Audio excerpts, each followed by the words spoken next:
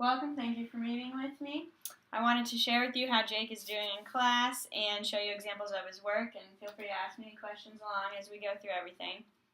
We use FAST assessment in the classroom to keep track of how students are doing, and the purpose of this assessment is to identify what students are and are not on track for reading success, and this gives us a way to monitor their progress throughout the year. There are many different categories within FAST assessment, and then at the end there's an overall composite score.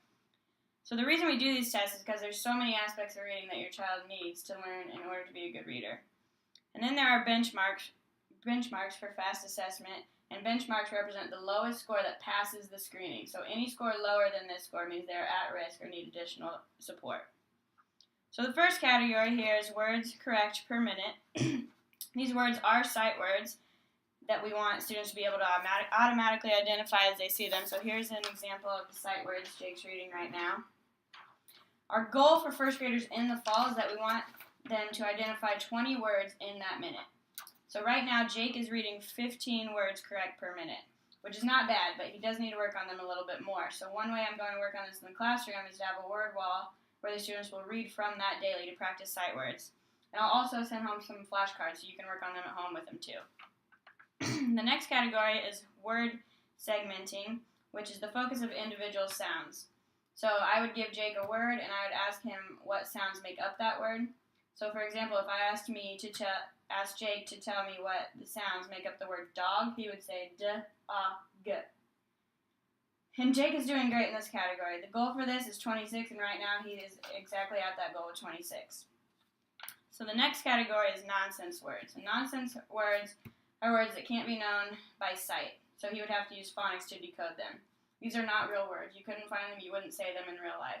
So some examples of these words are shap or diff. So he would use phonics to pronounce these words. And Jake is excelling in this category. The benchmark is 9, he's at a 12. I'm very happy where he's at when it comes to nonsense words. The last category is sentence reading. In this category, students are given a sentence at a time, and then after they read that sentence, we would flip to the next sentence. Our goal for this category is that students are to be able to successfully read 18 sentences. Now this is an item that Jake needs to work on because he is currently successfully reading 6 sentences. Here's some examples of the sentences Jake are reading. This is an area I'm going to work on with him in the classroom. So since he's only reading 6 sentences successfully, and we want him to be reading 18, I'm going to give him some independent reading time in the classroom. I might have him read the same book twice daily as we go through it together. And then one thing you can do at home is have him read maybe a book before bed each night. What if we don't have a lot of books at our house? I can provide you with books so that we can work together to improve his overall sentence reading score. Okay, thank you. And then the overall composite score goal we have for students is 34, and Jake is right there at 33. So there are areas that we need to work harder on, but he's doing very well right now, and I'm confident by the winter assessment that Jake will be where we need him to be in all categories. So do you have any questions or concerns for me? No. All right, well, thank you for meeting with me, and I'll keep you updated on how Jake is doing, and feel free to call or email me if you have any questions.